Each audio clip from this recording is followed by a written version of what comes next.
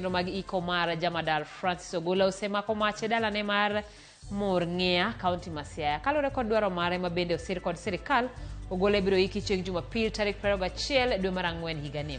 Warangane lemo kata kaka tend jolweny chalo e pacho ka. Lemo mag jodito mag jolweny ochakore kod lemo maduong' mogik mano mar momako kod jatend piny mano mar Commander in Chief. Bang' mano en lemo mar Jamadar ma bende koro Ogola nomako nyaka e thone. Iluwe kod Lieutenant General kaeto bang'e Major General. Tok Major General wan kanyo kod Brigadier, toke kanyo wan gi Colonel, Lieutenant Colonel luwe, aeto Major, toke kanyo wan tiere kod Captain, kaeto Lieutenant, mogik en Second Lieutenant. Piny owacho osegolo chenro mare mar iko Jamadar kotenore kod kaka chik dwaro. Odiochieng' makiny, mano tarik 20 dwe mar Ang'wen higani, mosenindo Jamadar ibiro chiwne luor mogik mimiyo jatend jolweny mibiro time alap ma Ulinzi Sports Complex Lang'ata mano Nairobi chakre saa 7 odiochieng'. Chieng' Jumapil tarik 21 alam ne ringre ibiro bagi e skund primar ma Senator Obama Kogelo manitiere gweng' ma Ng'ia mano kaunti ma Siaya.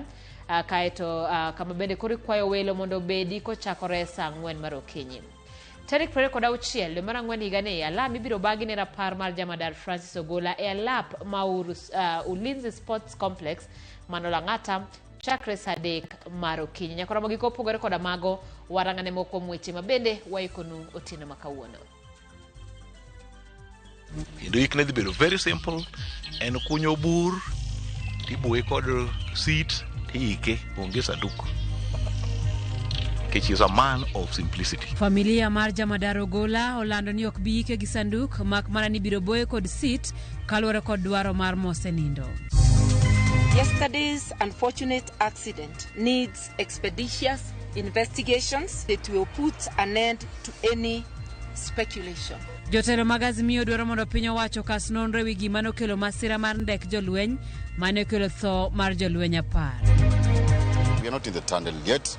Once you get to the tunnel, you know, but this sets forth the momentum that we seek. And when things meet the grid, we will be able to close this matter sooner than you think. Riwruok lakteche KMPDU olando ni pod onge winjruok makare manyalo miyo gitiek ng'anyo margi.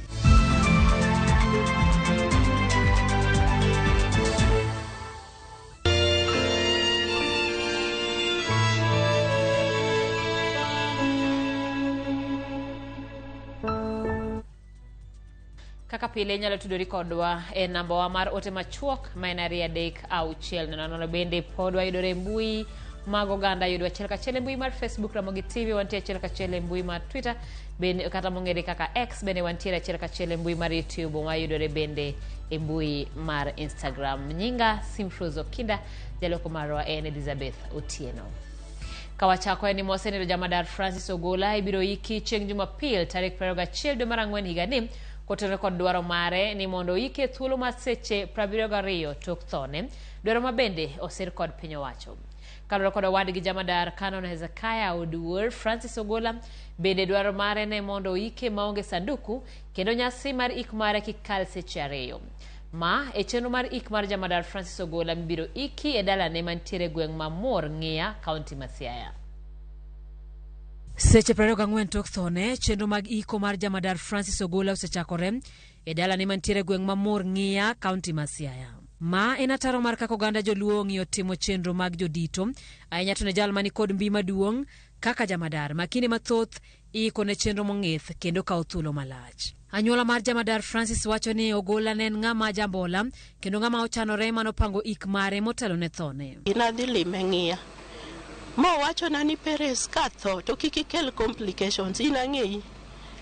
Onego ika within 72 hours. 48 kanyalre to ka nyalre to 72 hours. Wachano ni iko General chieng' Sunday mabiro ni. Odong' na kiny kende.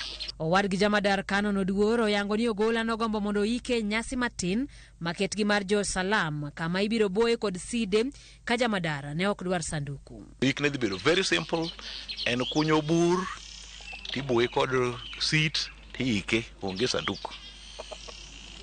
He is a man of simplicity. Nyamin mosenindo Peris Onyango noloso kodwa kowacho ni owadgi noseikore ne thone kendo kinde duto nosiko goyo mbaka mar thone. Bonyisa kata kamano idhi ike. General nowacho ni en ja army nyalo tho anytime. Koro noloso ways ne maber ni anytime motho bende na dhao ne kabisa wacho ni in dong ing'e ni tin. Ani maduong' ni an mabok kuongo tho. No, death is a reality. Jamadar Francis Ogola oyuagi kaka ng'at ma jambola kendo mane konyo oganda e yore mopogore opogore. Ng'ama bro chulo fees ni nyithindogi. Because general onge ga ni mara kiang'ono en oromo gi nyathi Kikuyu, nyathi Kamba, nyathi kiang'ono to en ochulo ni ga fees. Owacho na ni moko nitie machulo ni fees magibiro after graduation gibro go nairo kamano to kiagi. Ai tachwo lore, tachwo sim. Nyasaye mondo orite kama odhiye. Ringre Jamadar biro wuok Nairobi chieng' Jumapil gokinyi kama ibiro lemne kaeto iike mana chieng'no. On Sunday, the body mare dhi a Nairobi gokinyi tikele Ndoro St. Thomas Church ACK ilemo ne Ndoro kanyo kose lemne titere dala ne tiike the same day. Anyuola mar Joel Ogola okwayo kwe makende thuolo ni mar kuyo motelo ne ik mar Jamadar Francis Ogola. Ji nyalo bedo kod paro mopogore opogore. Wakwayo jogo duto mantie ka jogweng' kaachiel gi jo Siaya as a whole, as a county or Luo community ni mondo wabedru gi kwe nikech magi gik manondiki. Nikech wabro yudo welo mo kuonde mopogore opogore, wabedru gi kwe kane wahero general adier mondo waik gi general ma onge koko moro amora. Nyasi madhialo higni 100 mar nyuol wuon General Ogola Joel Oyeyo biro dhi nyime kaka nochan motelo ne tho mar Ogola. Familia General Ogola wacho ni nyasi dhi tim kanyakla kod lamo ne kanisa mar St. Thomas Nduru Anglican mane General Ogola ogero. Owadgi kod nyamin Ogola owacho ni nyasi no oyaw ne jopiny. Wachano ni iko General chieng' Sunday mabiro ni. Odong' na kiny kende. Koro dichieng' ma kiny nwabedo kod anniversary ma musemo mar 100 years man nego bed chande. Nyasi mar baba to koro kubidhi to pod we are going to have the catering services will be here because now they are visitors. So since Francis wanted people to eat, please you people come and eat. Come and eat. He wanted people to come and eat and he told us to invite everybody to come and eat. You are welcome to come and eat tomorrow, Sunday. We had already prepared for meals. Komago koro wadhi achiel kachiel nyaka e gwenge mar Murng'ia. Dala gi Jamadar Francis Ogola kama jafwambo marwa Walter Nyambaga goye tach kendo miyowa ikruok matimore motelo ne nyasi mar ik chieng' Jumapil. Walter Nyambaga kinyalo winjo wato oimore kanyo inyalo mana nyisowa ni to dala mar Jamadar sani chalo nade, welo chalo nade, to maduong' mogik en ni chenro mag ik motelo ne nyasi no ibiro tim Jumapil gie sani chalo nade. Simpros Okinda dir makar kende ni utiep yadho winy ong'ielore kendo lwasi mar kuyo ema pod omako e gwenge mag Ng'ia kanyakla kod kanyono miluongo ni Masumbi Village. Mak mana ni achopo kaendi ka bende ne nitiere nyidho moko matin nyaka chop seche gendi dala kaendi en dalano ma pod welo pod biro donje kendo gin kod ikruok ma ka kod kacha kapok ka dhi nyime an ka kod owadgi owuon ma bende iluongo ni Canon Ezekiah mabiro mana chutonwa chenro mantiere kapok alidho ni moko ma bende wenge mag fwambo ne osemako motelo oseloso mak mana ni seche gendi kalore kod chenro mantiere kaendi obiro na penje ni to bende nitiere lokruok manyalo betie kopogore kod mano manosechan ni nyasi mar yango odiochieng' kata higni 100 mar wuon Jamadar Francis Ogola machiegni Canon yuso nade? Ariyo maber. Ibiro mana liekore to chal kata chenro mantiere odiochieng' makiny dhi chalo nade? Okay, chenro ma kiny pod wan kod chenro no wadhi timo sherehe mar muzee mar 100 years nikech ne gimono wasechano ma wago budget mare ma ji bende waseluongo. Koro waneno beda mondo watieke mondo kaka nitie present monego oyud ochiw to mar kanisa ma nitie go bende mi jodolo kodiochieng' ma kiny jodolo kiny biro kaini kine gi lem ne gi chiwo nyaka sawo ne jaduong' bende odiochieng' ma kiny. Erokamano, yiene ya penjo ni samoro bet kopek mokalo jaduong' ne ni kod geno mar neno wuode kochopo higni mar 100. Un wuon ka koro miye wach maket kod badi seche moko wuode ok nyal chope, okawo wach ni nadedo. Wach ni nyo obwoge zaidi nikech ka wach ni nyo donjo ka waiko chenro e dala kar kaini to ogwelnago matin to koro kaka nyo wachak nyise nyo tek to ji nyochako winjo gini oko bende nowado accident e chopa koro nyo ji chako donjo ka ywak koro ok nyo nyal control ywak manyo nitie koro nyo wadisa gima tim maber wanyise the truth koro nya prepare go psychological manyise jaduong' wan kod weche matek kod chieng' makawuono koro miyo bed kod mijingo Nyasaye donji chunyi maka wacho ni gima dhi timore tibed kod ikruok mar winjo gima nyisi koro ka nyanyise nyo chunyi nyo jiwore maka sani chunyi otegno. Erokamano. Nitiere chenro moko mar sidho kanisa mar Thomas mabende mar Anglican manyo chan tim kaendi ikruok chalo nade neno koseketi kama ang' no bi ng'adi e kitamba ka sesidhe mondo koro obed kanyono makoro ganda nyalo pore wach kod obongo nyaka laga. Erokamano jaduong' Walter. Wasedhi e kanisa moiko chenro jaduong' Archbishop biro kae ni chieng' Jumapil kaka nosechano ma idhi tim the consecration ma kanisa no iwale koro bed kanisa ma koro puodhiye koro chenro dhi nyime. Kamano. Erokamano. E sama wuowi onindo nitiere nyimine moko weynine moko ma bende goyo nduru ka donjo kaendi nyaka chop seche gili welo madonjo ka chalo nade kanyakla kod nyimine bende nitiere machiegni. Welo man kae sani nitie to githoth ahinya githoth godiochieng' godiochieng' ma wan kod joma go uwi joma bende go sigweya to seche gidok piny kaluwore kod ng'ich ma be nitie ji mang'eny koyo mako dhi dok nindo to matin mantie to be nan kodwa iye kaini. Erokamano. Simpros mano en owadgi Jamadar Ogola. Gima dhi nyime en ni nyaka chop seche ge nitiere moko kuom chenro moselosi koponi japicha mar nyalo mana simoni bathe ka nitiere moko kuom kuonde ma dhano biro bedo ka pando e tipo ma en gino miluongo ni tend gi dholiech ka nitiere moko ma bende imed ger to ma ling' mwaseyudo en ni nitiere moko kuom chenro moko bitimi e pacho kaendi nikech ochan timogi oko mar dala kar tiegruok miluongo ni Senate Obama ma yudore mana ma bet kochwalore machiegni kod dala niendi. Chenro niendi moko kuom gibiro gweng' wecho odiochieng' ma kawuono ka bende nitiere kaka lai mosekaw nikech iko niendi ogen ni en iko mabiro bedo iko mar piny owacho kata mano mita kod migawo mar lweny.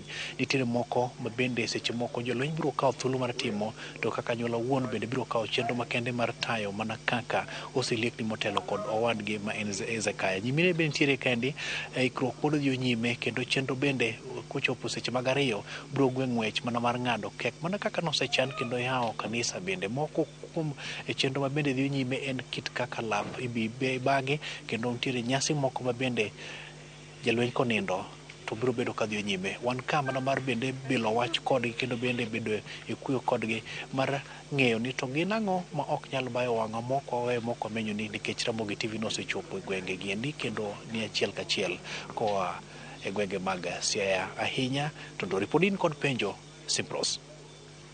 Ahinya Walter, ok ang'eyo ka owadgi Jamadar osedhi mabor kata kamano nitiere penjo mosebedo ka chando chuny oganda ma achiel kuom penjogo en ni kaluwore koda nyasi mar higni 100 mar wuon Jamadar mano Joel onego bed timo odiochieng' makiny to penjo maduong' penjo ni to otimore e dala mar Joel koso e dala mar Jamadar ma bende wang'eyo ni no dar monyiewo lo muor ng'iya. Kopogore koda mano bende wang'eyo ni Jamadar en ng'ama idhi ik e yo mopogore koda kaka samoro kit luo nyalo pango. Ne wadwa mana ng'eni to bende nitiere moko kuom kido mar joluo achiel ariyo ma joluo kibed ni nyalo neno e liel mar Jamadar.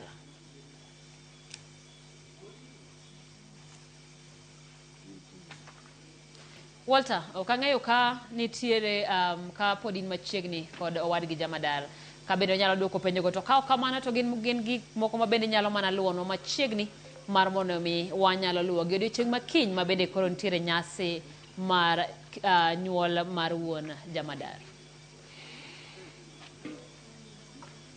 Nenore ni ok watudre makare kod jafwambo marwa Walter Nyambaga. Kata kamano wang'eyo ni pod ogo tach e dalano kendo medo fuono matut kaluwore koda chenro mag ikruok ne iko kaachiel koda nyasi ma bende ibiro bagi kanyo odiochieng' makiny. Kaka lipodno choponwa e kaka bende wabiro neno ni ochopo ni janeno marwa. Kaw kamano wadhi nyime koda weche manyien.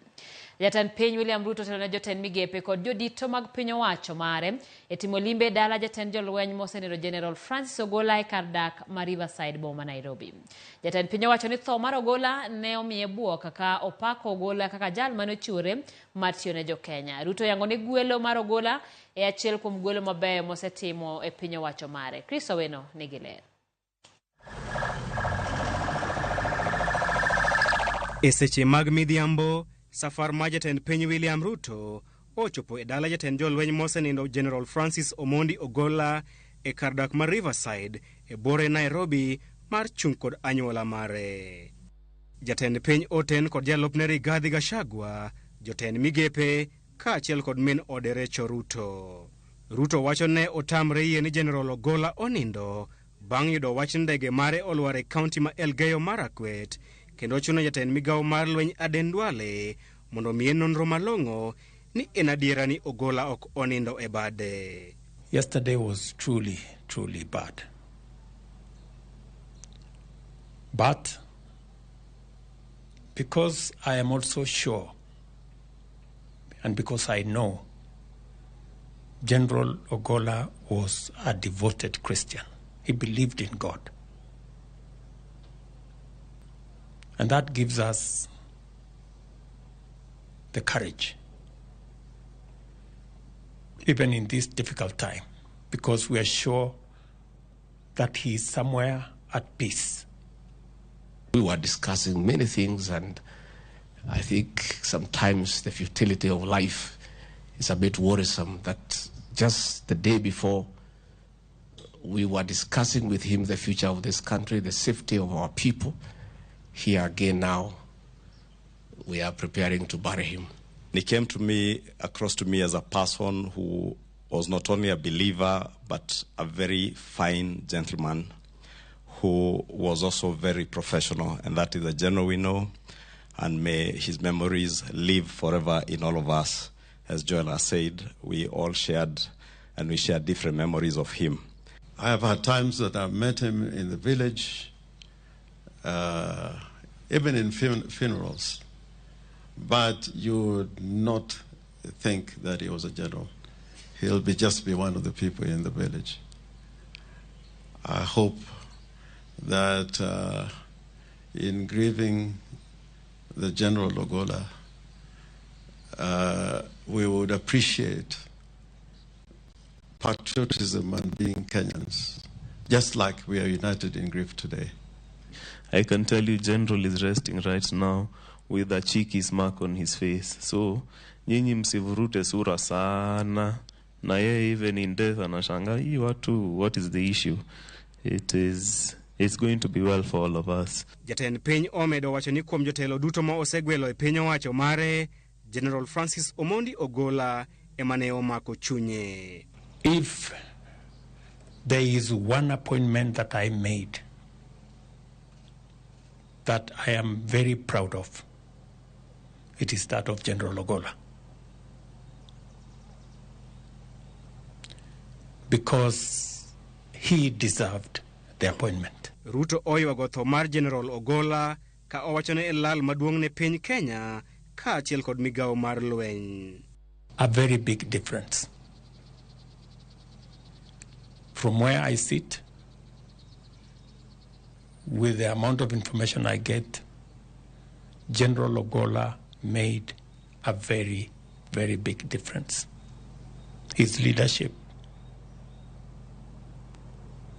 the fact that he could reach out to all actors, the synergy he had built with the police, with the NIS, and with all the other arms, was just on a different level. Ne osungo Ogolla kuom kelo lokruok e migawo mar lweny kuom thuolo machuok mane otelo ne jolweny mapacho kae. And he was a professional.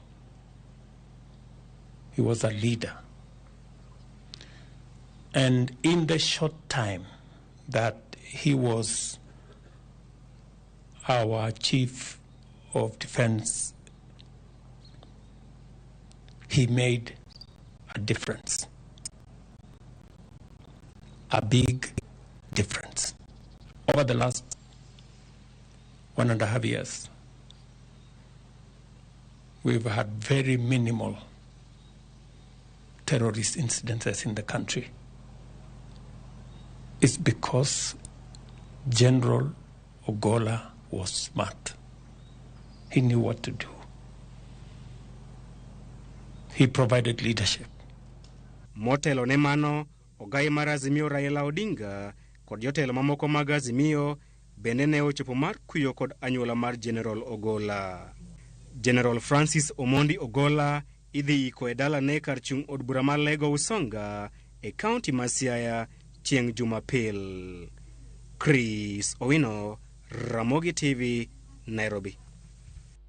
Kweth mar Azimio la Umoja podhi nyime gi penjo. Piny owacho penjo buora e wi kaka jatend jolweny Mathurka Francis Ogolla ne oyudore e gwenge ma Sandara Elgeyo Marakwet kama ne masira mar ndek kalapapla ojuke. Jotelo bende osiemo wang' piny owacho mondo ne ni nonro ma ibiro tim opedhi e lela. Jafwambo mar Eric Owenga ni kod ler mathoth. Ndalo achiel kende tok masira ma koch mar kor lwasi mako jatend jolweny Mathurka Jamadar Francis Ogolla gi apisas mamoko 9 mag jolweny, penjo mathoth podi omako chuny jopiny kaachiel kod jotelo. Kweth mar Azimio la Umoja tich abich ne okoko mar rakruok kod piny owacho e wi kaka masira no juko Jamadar Ogolla. The questions Kenyans are asking, in conclusion, is whether it is routine for the Chief of Defense Forces to go and inspect construction of classrooms. Was this a plan hatched within the military, or was it a directive? There are many questions which beg answers.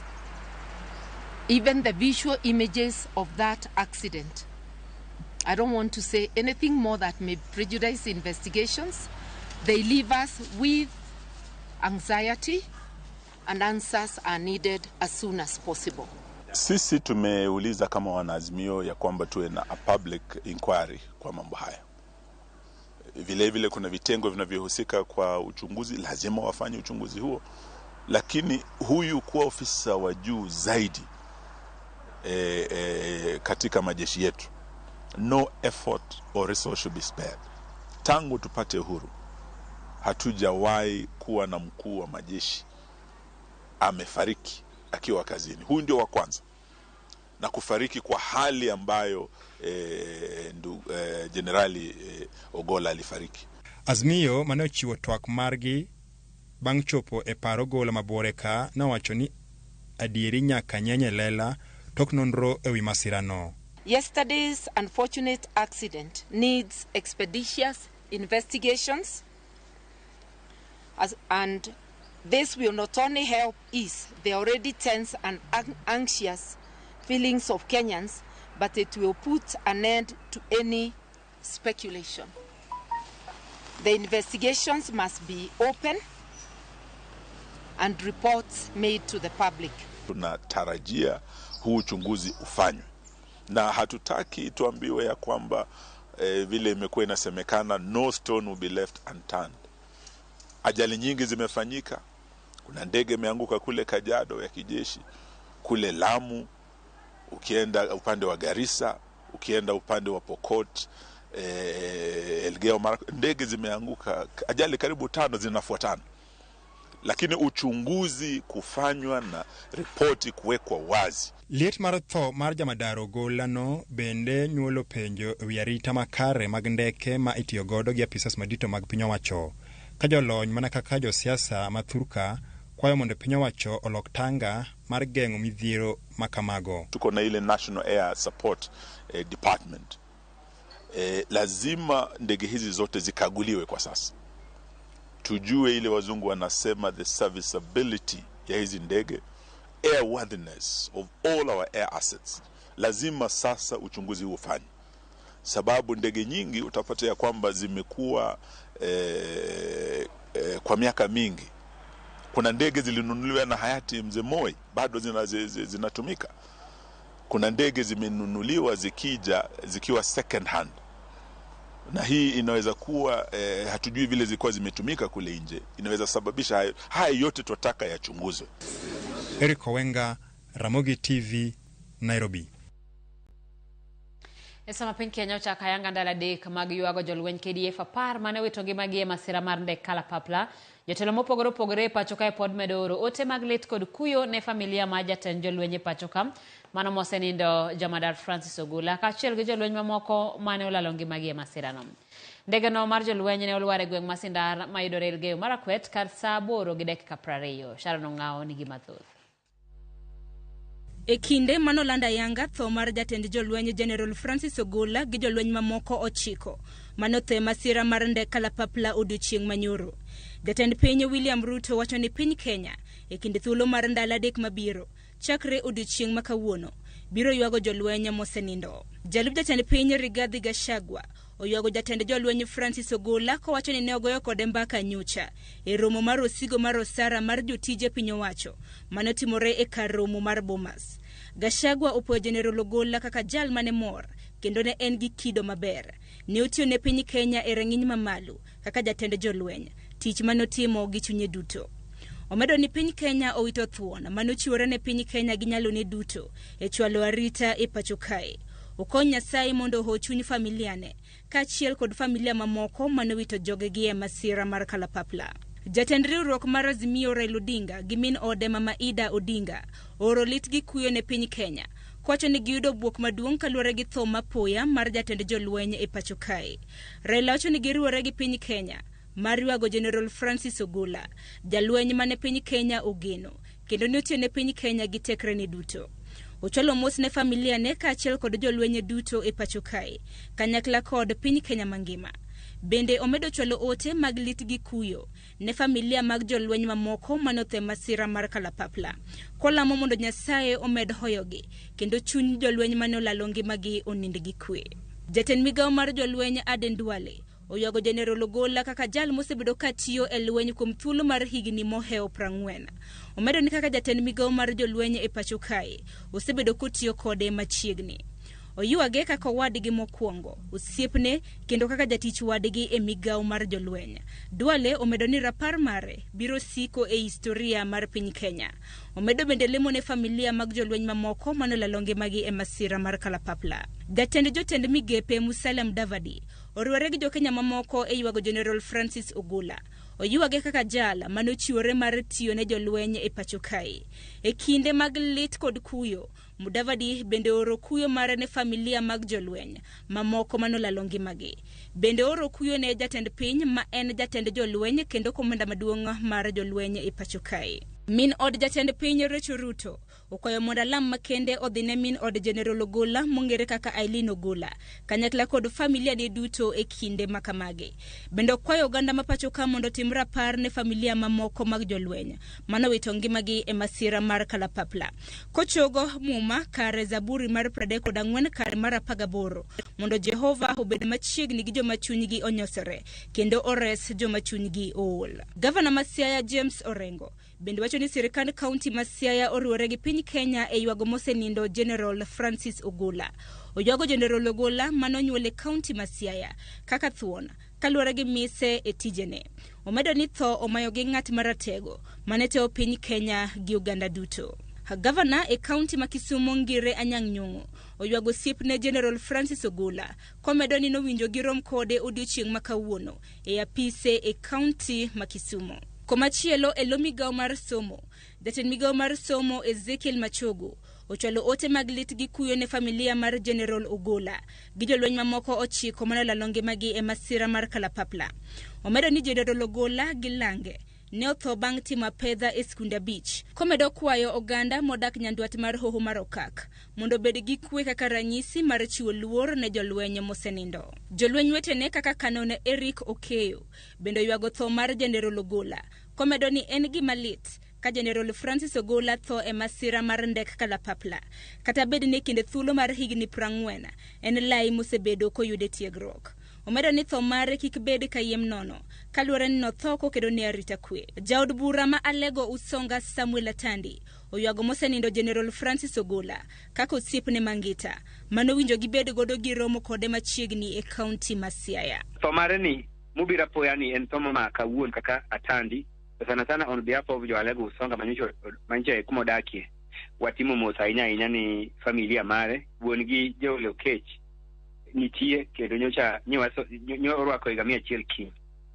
Familia majo kakan malego Usonga mama Sumbi mosurai nya kudusie tete. Sharon Ongao, Ramogi TV.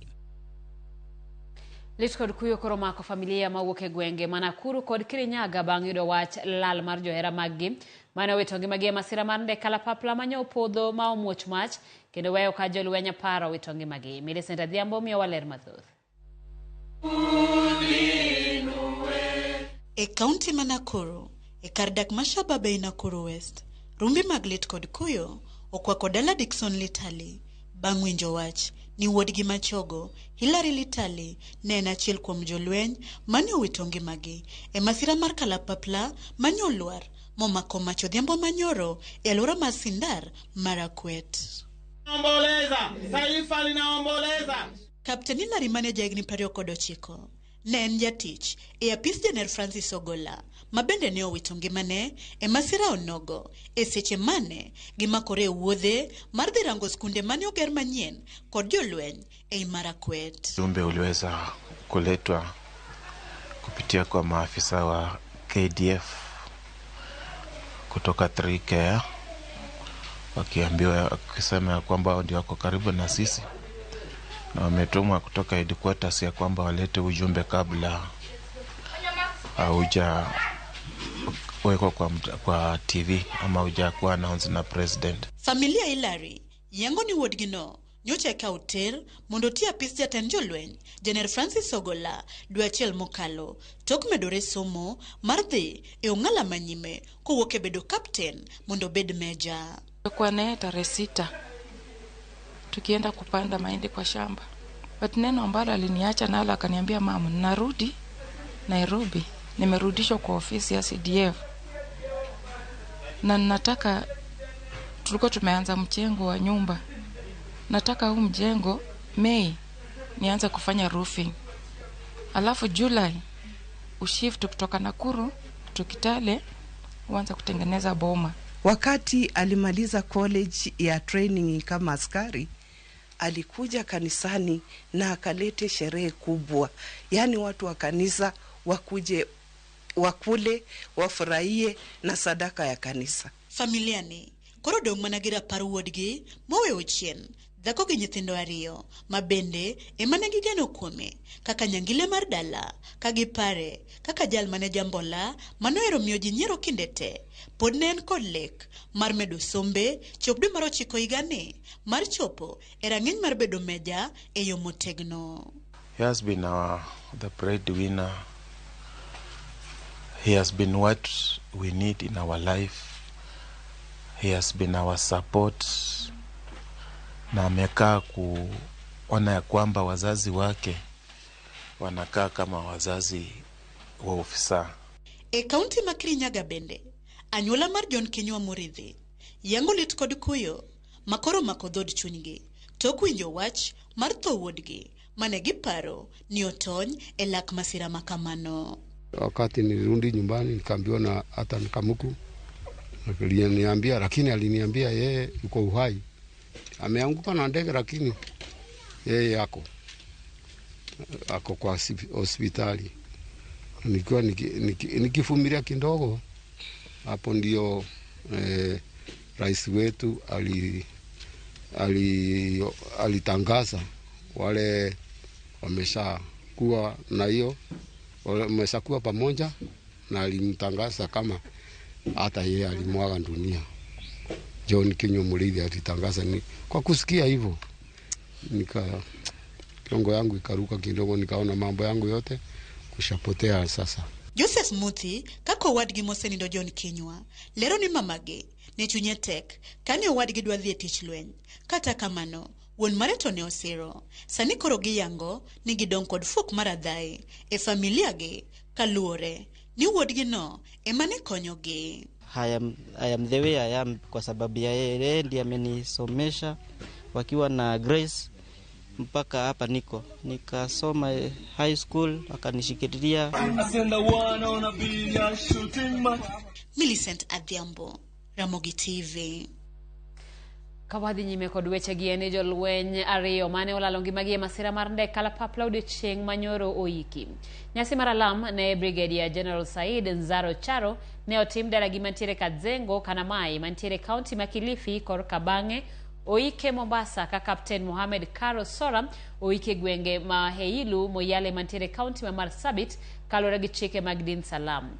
Jotelo mopogore opogore mane oyoro nyasi mag ikogo oseuma sich ndek kalapapla kaka gino mokelo lal mathoth ne oganda ma pacho ka. Sharon Ong'ao ni kod mathoth. Mana bang' dakika matin tok saa 6 mar odiochieng', ringre mar mosenindo Brigadier General Said Nzaro Charo chopo dalagi mantiere Utange e kaunti ma Mombasa e kopo mare mogik. Brigadier General Swale en achiel kuom jolweny manolalo ngimane masira mar ndek kalapapla odiochieng' manyoro.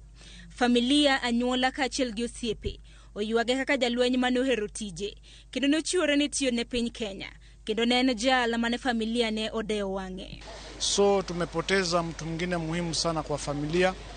Jana nilipopata habari hizi niliuliza mara 3 ni Swalehe yule mdogo wangu ama ni Swalehe mwingine, lakini baada ya rais kwa speech yake kuzungumza nikathibitisha kweli kwamba ni Swalehe Said ambaye ni huyo mdogo wangu.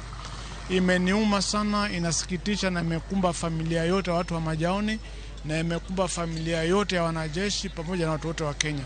Tumepoteza kijana ambaye alikuwa mkamavu na mpenda kazi na kuchapa kazi na kuangalia usalama. Familia ne koro dwaro mondo piny owacho okaw okang' mar kedo kod masiche mag ndek kalapapla mosebedo ka neno e pacho kae. Jatend migao Aisha Jumwa kaachiel gi Lieutenant General Mwinyi Kai manochopo e nyasi mar ikono e lo piny owacho e gwenge mag Utange motelo ne ik mare e dalagi mantiere Kadzengo Kanamai e kaunti ma Kilifi. Oseo masirano kaka gino mokelo buok maduong' ne piny Kenya. E kinde ma magi timore e gwenge ma Heilu Moyale mantiere e kaunti ma Marsabit, ringre Captain Mohamed Karo Sora donjo e msikiti mar Heilu ne alam mar ringrene. Gavana ma Marsabit Mohamed Ali manotelo ne apisas mag piny owacho e nyasi mar ikono oywago kaka piny Kenya owito jolweny manochiwore e tijigi mar jiwo arita kwe e pacho kae. Gavana Ali okwayo oganda ma pacho kae mondo lamne familia manolalo jogi e masirano. Hii ni hasara kwa kaunti yetu, hasara kwa taifa letu kwa jumla, sababu Kenya ilipoteza jenerali wa kwanza taifa letu. Ni uchungu kwa rais wetu na uchungu kwa Wakenya wote. Vile vile tumepoteza wafanyikazi washupavu kama yeye. Jod Bura Masaku Kanol Dido Ali okwayo oganda mapacho kae mondo weregi weche malandre mbui kendo chiw thuolo makare ne jotim nonro mondo yanga dier mar gima ne okelo masich ndek kalapapla no. Is the best in the fleet. Kama Air Force iko ndege 5 ile mzuri kabisa ndio CDF atatumia siku hiyo. Kwa hivyo maneno ya speculation ndege ndio ilikuwa mbaya wacha hiyo tuachie investigation. Lakini pilot 1 na 2 they were the best. Sharon Ong'ao, Ramogi TV. Sema piny Kenya okuyo kalure kod tho mar jatend jolweny Jamadar Francis Ogola kod jolweny mamoko 9 oganda gwenge ma Kaben e kaunti ma Elgeyo Marakwet kama masirani ne otimre. Wacho ni masirani oweyogi kod lit mathoth. Jojo mani kod ler. Tho mar jatend jolweny Jamadar Francis Ogola kod jolweny mamoko 9 mane otimre e kaunti ma Elgeyo Marakwet odiochieng' manyoro bang' ndek jolweny gore piny omulo chuny jo Kenya mathoth.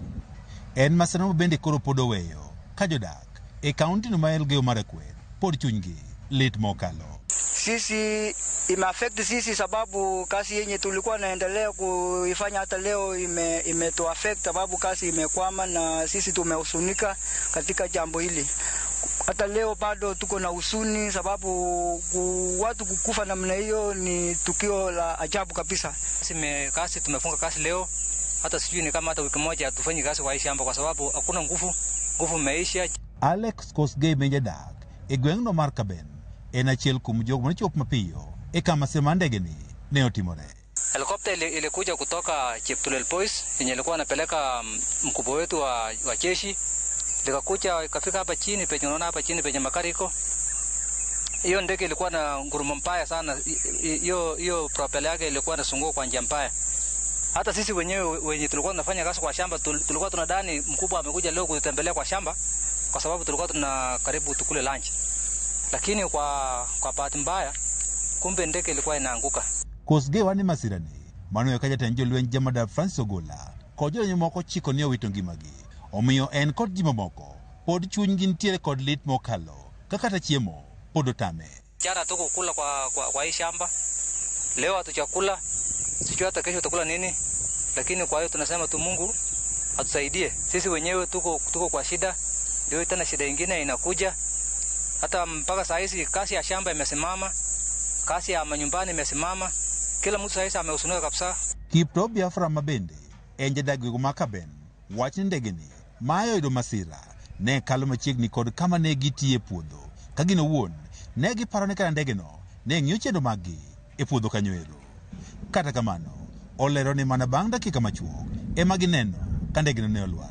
8:30 ikapita shamba letu, tukasikia ngurumo mkali wa helikopta kubwa la jeshi. Sasa tulikuwa nafikiri inatua shamba yetu, lakini ikatua.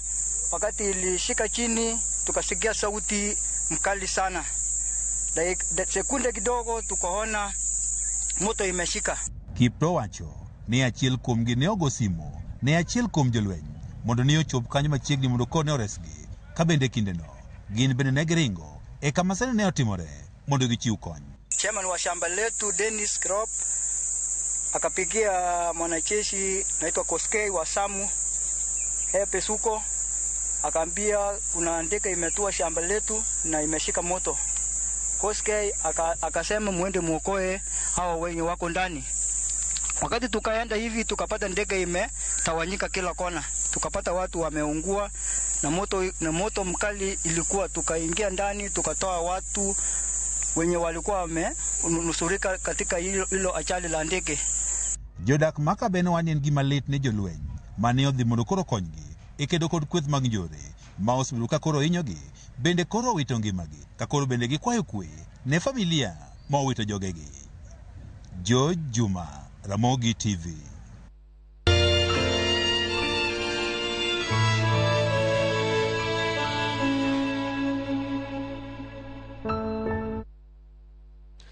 Nyakora mugisa dek gideka prangwan koda dek wakawi mukongo chenro en maro imorena no kabende uoro ote kanyo. Kata kamano bro wacho ni ote magu kawuono ditama somo yamo kaluwore koda lit ma ng'ato ka ng'ato nigo e dhod chunye ma bende samoro miyo uoro ote ma samoro ok nyal dhi makare kod chenro marwa. Kaw kamano wakaw yoyo machuok pod wantiere gi weche mathoth waduogo kodgi kik idhi mabor.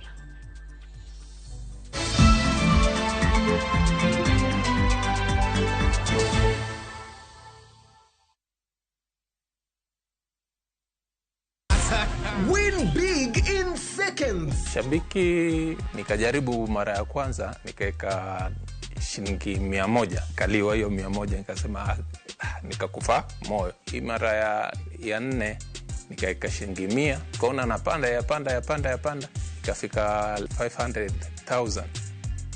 Nikamusisha msichana wangu mkubwa, akaniambia dadi toa hiyo usiache toa. Nikasema wacha tu niendelee tu kucheza. Ndio ikafika 1.4. Nimefurahi, yani hata nimeona ni Mungu tu. Kuna mali nilikuwa nimeshikika ma school fees hivi, alafu na mjengo wangu kidogo ambao nilikuwa nimeanza.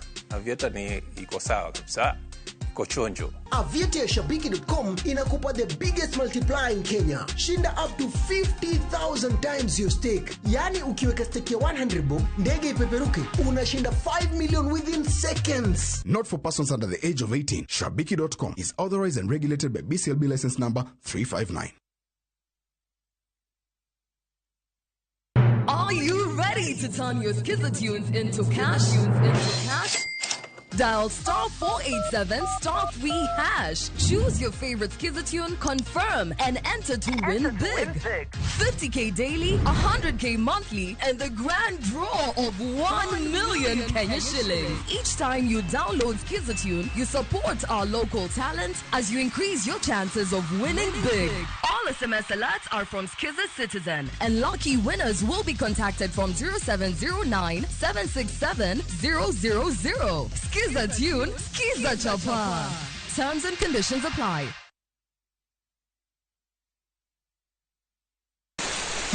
Enwood Fuenyo, Chuny Kitwa.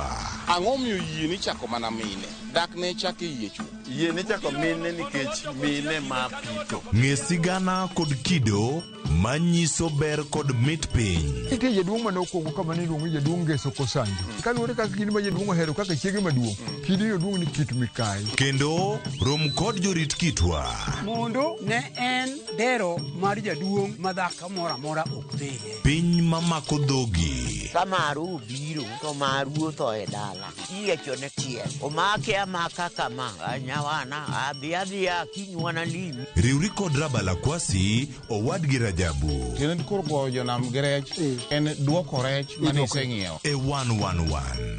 Ngeso ka ngeso, saa 1:45 otieno. Manera Mugi TV.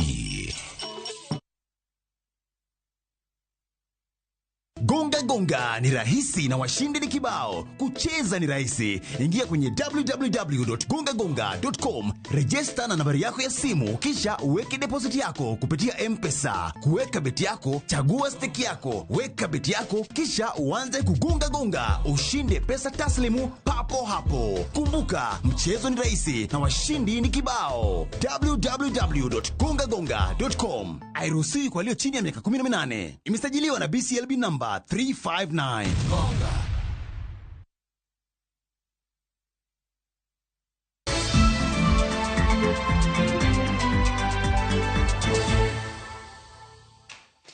Machiegni kendo Nyakaramogi onge winjruok moro amora mosebedo e kind riwruog lakteche mar KMPDU kod piny owacho odiechieng' mar ariyo tok dwe 9 mondo gidonje winjruok mar tieko ng'anyo margi.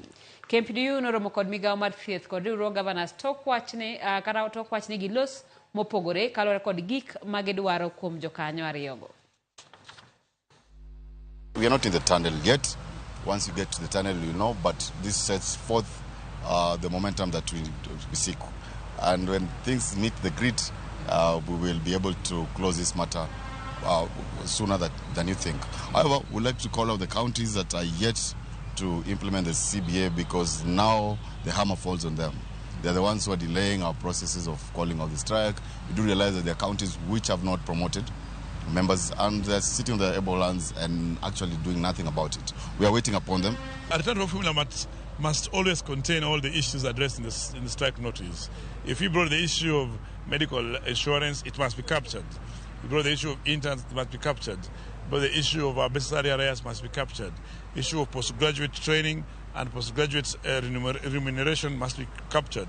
The issues of fees for postgraduate, the issue of employment of doctors, all these issues must be captured. The CBAs for the referral hospitals and for national teams to negotiate it, this must be captured in the return to work agreement. So a return to work agreement is like it's like a blueprint for the issues that we put in the strike notice that therefore gives the anchor to the implementation. The internship issue, we have packed it, albeit briefly, because there's a court order that came out and was served last evening that the judge had stayed the illegal and irregular SRC circular. So it has been stayed. So we are just having a discussion on the modalities that which they can be posted as we wait for the outcome on the SRC circular. Because what we realized that the circular was what was introducing bottlenecks. Bad migawo mar piny owacho mar National Irrigation Authority olano ni giseketo tenge omenda maromo milion 28 mar chulo jogo mane odar ka igero kar pur mar Lower Kuja Irrigation Scheme. Dego chwalo chudo ni osebedo ka thiro chenro mag kar pur ni Jojuma nigi mathoth. Rem mar chudo ne jogo mane odar kinde mane chako gero kar purno mar Lower Kuja Irrigation Scheme e subkono Nyatike en achiel kuom gigo ma kuom higni mathoth osethiro chenro mar kar pur ni mantie kod ekat maromo 2019. Nyaka sani nitiere cases 44 mane ochwal e doho kod jogo eko mane odar mondo koro we thuolo ne gedo mar kar purni ma bende osebedo kamanyo chudo margi. Kata kamano geno koro nitiere ne midhieroni dek tiek wachne bang' piny owacho kawo kalo kuom duolno mar National Irrigation Authority lando ni giseketo tenge omenda maromo $28 ma gidhi tiyo godo e timo chudo ne jogo eko mane odar. National Irrigation has already appropriated funds for compensation, around 28 million, to compensate the farmers who were not compensated previously. Compensation ne jok manoko yudo pesa kate idhi tim kino mae morna saidi ni compensation kotim to weche temo chanwa dwaro dhi biro kare. Jakoma National Irrigation Authority Engineer Gilbert Maluki mane wuoyo bang' bedo kod twak kod Gavana Migori Chileyako ne owacho ne gidhi timo chudo e kind dwe mar 6 kaachiel kod 7 mar higani. We hope the exercise will be done between July and September. Will be done with the exercise of the compensation. So what I'm urging the farmers is to be active in their farms, because as National Irrigation Authority we will create the infrastructure. In terms of the infrastructure, we are going to create the technical know-how. We are going to support the farmers in terms of agronomists. We are now practically walking the journey. Lower Kuja has had 2 challenges. One is with compensation. Unfortunately, there wasn't adequate compensation, and some of them felt aggrieved, went to court, and litigation has stalled the project. Owachni bende kontrakta magero kar puri maluwa irrigation scheme mane gedo mare ochaki higni maloyo 10 mokalo bende dhi duogo mondo koro tieki gedo mar kar purni. We are looking at bringing the contractor for the infrastructure will be on the ground by June latest, at least to finalize some jobs which are pending for the waterworks, at least to be able to flow to the farmers. So as National Irrigation, we are committed to make this project work.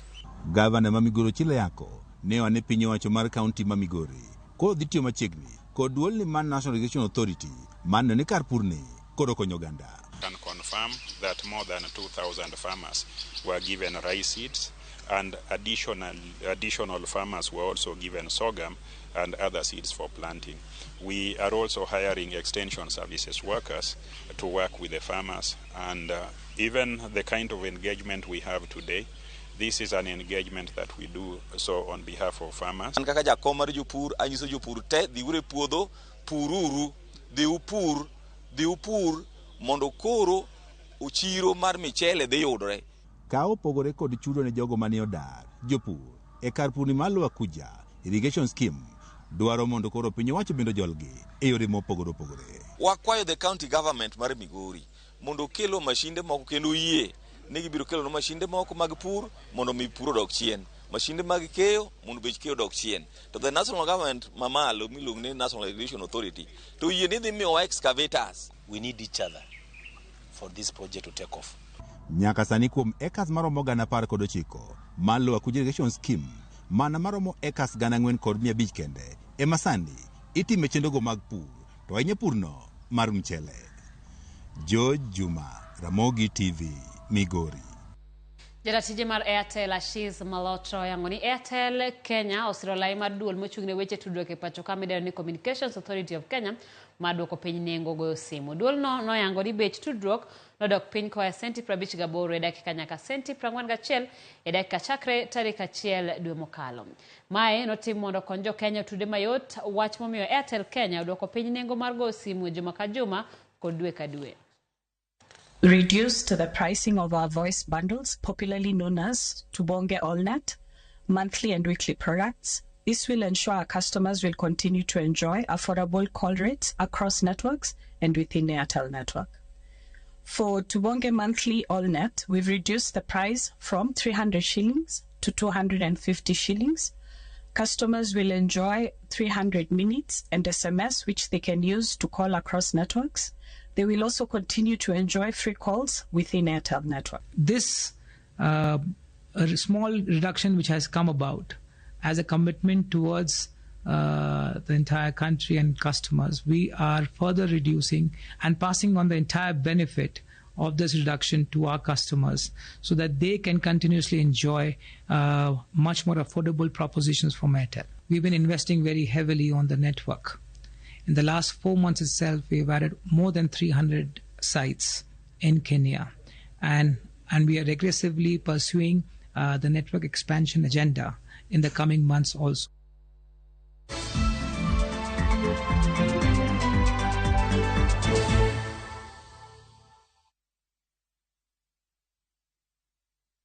Mimi nataka uhakishe moto, nataka uende ukaharibu kabisa. Yani dismantle. Familia ya mzee Job imetawaliwa na chuki, migawanyiko na siri. Kuna story nazisikia hapa mtaani. Story gani? Binti Job hasikila mwadhini wala la mtekamaji msikitini. Jackson atakupa nini? Yeye mwenyewe yule hana mbele wala nyuma. Utanifungia mpaka lini? Mvutano kati ya mzee Maarifa na mzee Job utafikia wapi? Ushatandikwa. Jackson naye asongwa na mawazo chungu nzima. Kisa kama mapenzi hapo ndio nyinyi wa kusema love is blind. Yako love is blunder. Niko na big money. Sasa wataniita Big Daddy. Tazama kipindi hiki cha Hila kwenye View sasa. Hila.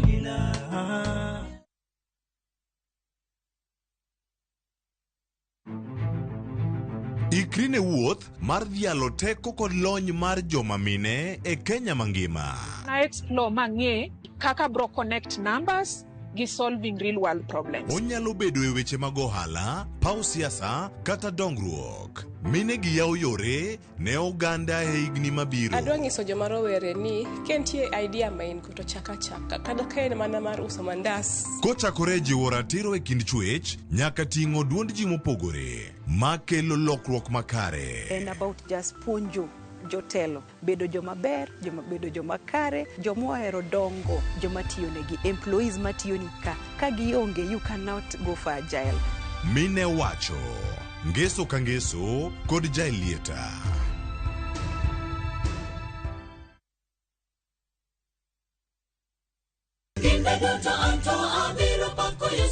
Ging'wono mar Nyasaye manyisore e ngimawa kinde ka kinde. Ber ka waduoko nero kamano kod pak. Ma watimo sabato ka sabato chakre sa 2 mar okinyi. Kod injili mapuonjo, gwedho kendo loko ngima. Koa kuom jotich Nyasaye mowal makelo weche mag geno. Nyasaye wuoyo kodi kendo wuoyo koda ni kik iluor gimoro nikech an kodi. E injili ngima, Ngeso ka Ngeso chakre sa 2 okinyi e Ramogi TV.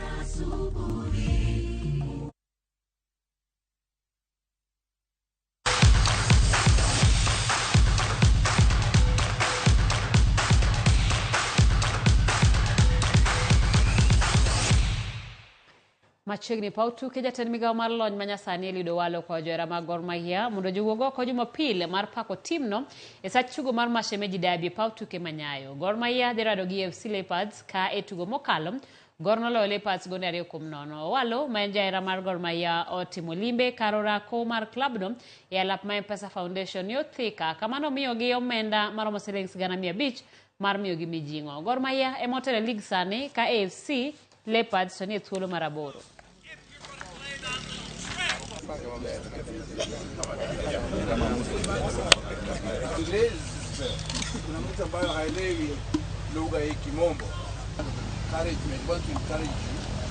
I've said many a time before and I want to repeat that there is no need for the private sector or corporate entities to start their own football teams.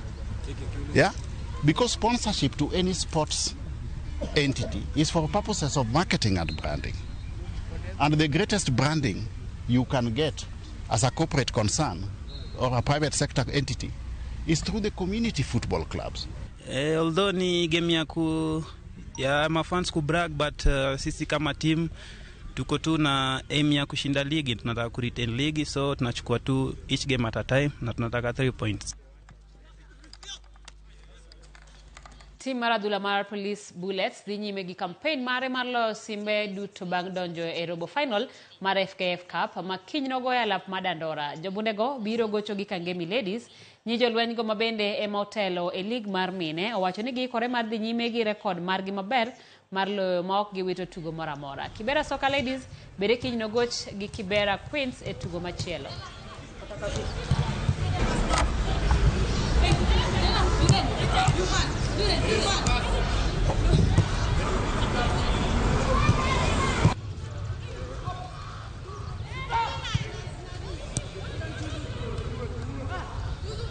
Preparation yetu imekuwa mzuri kutoka tulianza pre-season mwezi wa 8 mbele ya timu zote.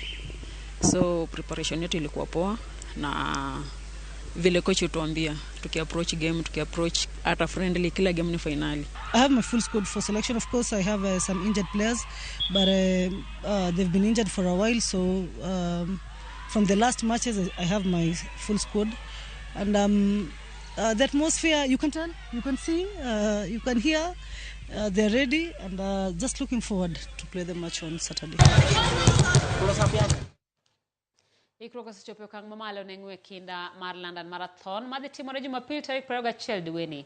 Jakenya Geoffrey Kamoror ma en jaloch nyadiriyo mar New York Marathon ok dhi piem kalore gi rem ma en godo e tiende. Paris Jepchirchir kod Brigid Kosgei ema dhi telo ne kweth wa Keini ma Kenya e manyo simbo ma kawuono.